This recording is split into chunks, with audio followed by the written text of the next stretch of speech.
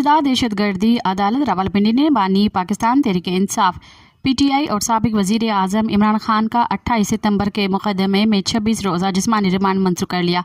इंसदाद दहशतगर्दी अदालत के जज अमजद अली शाह ने अडयाला जेल में बानी PTI के खिलाफ 28 सितंबर को रावलपिंडी में एहतजाज पर उकसाने की केस की समाअत की, जिस दौरान इमरान खान के वकील और हुकूमती प्रोसिक्यूटर ने दलाइल दिए।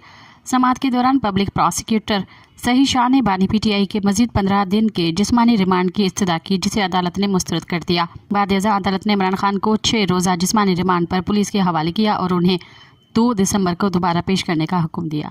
मज़ीद ख़बरन ऐं तफ़सीलात लाइ विज़िट कयो असांजी वेबसाइट www.awamiNewsHD.com ऐं ॾिसंदा रहो अवामी न्यूज़ HD।